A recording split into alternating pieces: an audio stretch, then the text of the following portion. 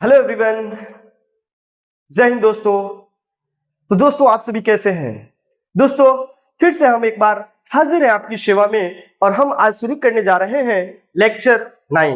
पिछले क्लास में हमने देखा कि रासायनिक अभिक्रिया के प्रकार में हमने देखा कि संयोजन अभिक्रिया क्या होते हैं और वियोजन अभिक्रिया क्या होते हैं। अगर हम संयोजन और वियोजन अभिक्रिया की बात करें तो अगर एकल उत्पाद टूट करके अलग अलग भागों में बन रहा है तो हमने इसको बोला कि वियोजन अभिक्रिया है। क्या कौन सा अभिक्रिया?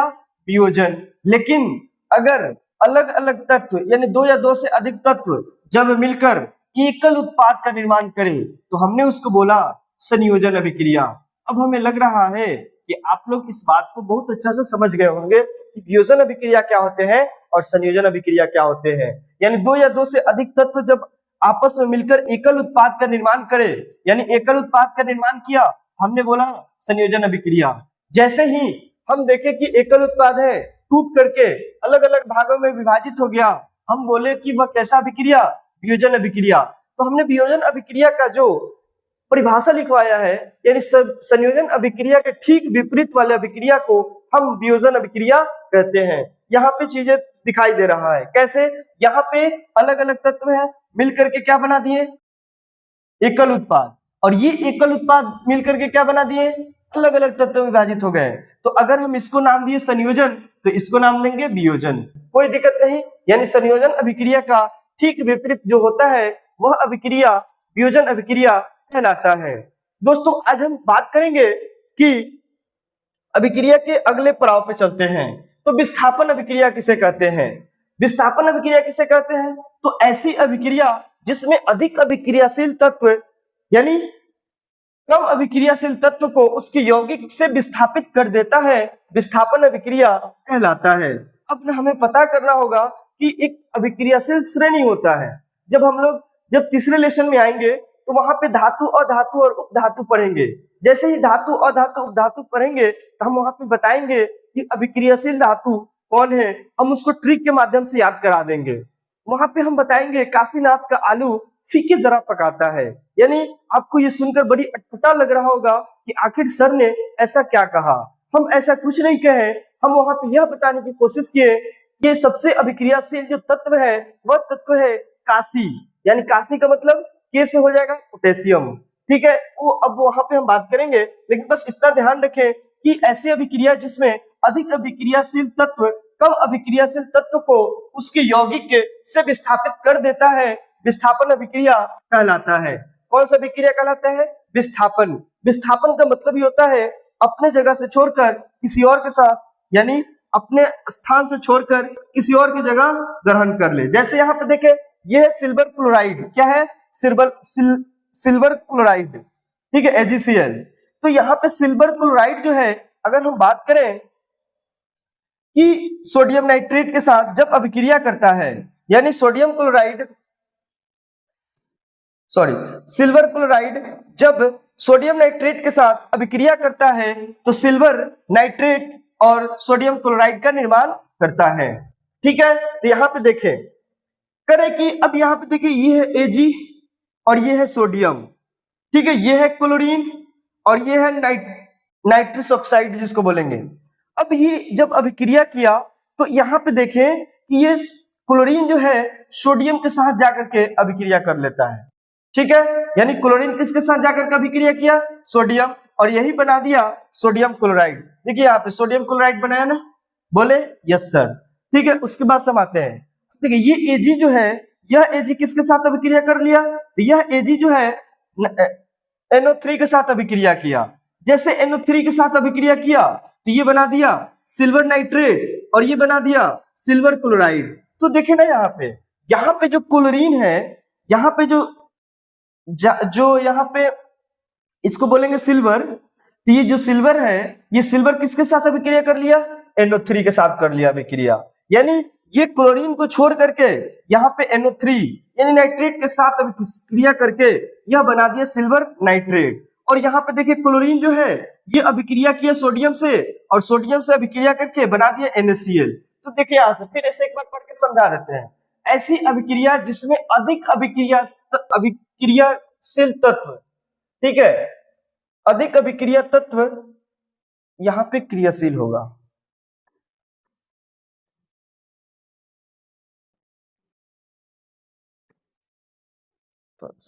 अभिक्रियाशील, ठीक है। देखें, अगर ऐसी अभिक्रिया जिसमें अधिक अभिक्रियाशील तत्व कम अभिक्रियाशील तत्व को उसके यौगिक से विस्थापित कर देता है, विस्थापित का मतलब अपने स्थान छोड़कर दूसरे के साथ शेयर कर लेता है, उसे हम कहते हैं विस्थापन अभिक्रिया, ठीक है। अगर हम आगे की बात करें, अब ये क्या करें, आप लोग इसको नोट्स में अपने नोट कर लें, ठीक है। अगर हम आगे की बात करते हैं, अब यहाँ पे आएंगे द्विविस्थापन अभिक्रिया। ऐसी अभिक्रिया जिसमें अभिकारकों के बीच आयनों परमाणुओं के समूह का आदान प्रदान होता है, द्विविस्थापन अभिक्रिया कहलाता है। दोस्तों, हमने बात किया विस्थापन अभिक्रिया और दूसरे पॉइंट पे हमने देखा द्विविस्थापन अभिक्रिया किसे कहते हैं। तो ऐसी अभिक्रिया जिसमें अभिकारकों के बीच आयनों परमाणुओं के समूह का आदान प्रदान होता है, यानी आयन के समूह का आदान प्रदान होगा, उससे क्या कहा जाएगा, द्विविस्थापन अभिक्रिया। जैसे हमने देखा यहाँ पे है सिल्वर, यहाँ पे है नाइट्रेट, जब हम सिल्वर नाइट्रेट को HCl के साथ हाइड्रोक्लोरिक अम्ल के साथ अभिक्रिया कराए, सोडियम सिल्वर नाइट्रेट और NaCl निर्माण किया। अब यहाँ पे देखें, अब यहाँ पे आयनों का आदान प्रदान हो रहा है, यहाँ पे Ag जो है क्लोरीन के साथ अभिक्रिया करेगा, Ag जो है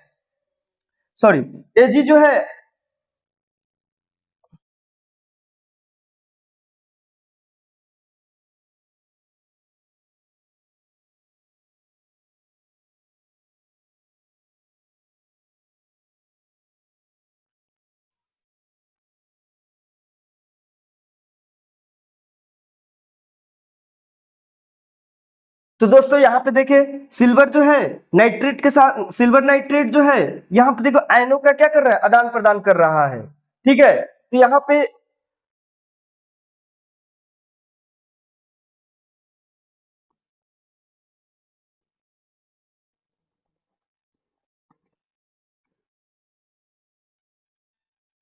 एक सेकंड रुक जा।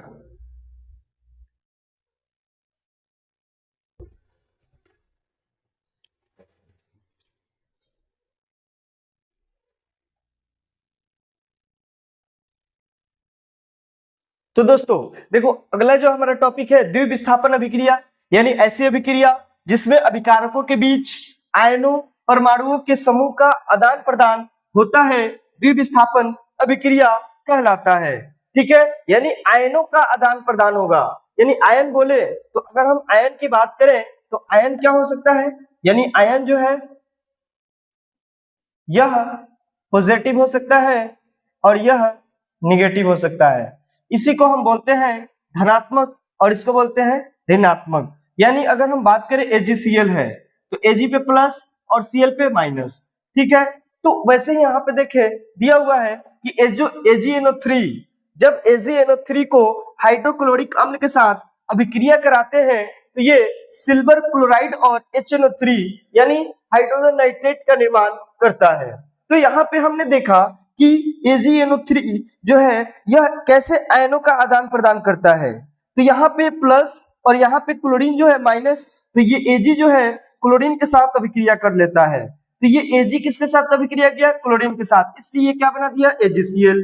यहाँ पे देखे NO3 माइनस और यहाँ पे H प्लस, तो यहाँ पे H में प्लस और NO3 में माइनस, तो यहाँ पे जो माइनस है इसलिए यहाँ क्या बना दिया HNO3।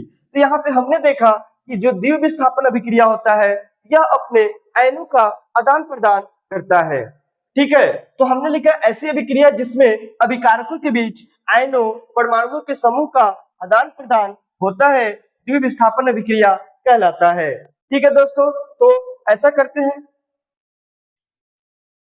इसके बाद। तो दोस्तों आज के लिए बस इतना ही रखते हैं, फिर मिलते हैं अगले सेशन में न्यू एनर्जी न्यू कंसेप्ट के साथ। तो आज के लिए दोस्तों बस इतना ही रखते हैं। Wish you all the best, have a nice wonderful a good time. जय हिंद दोस्तों।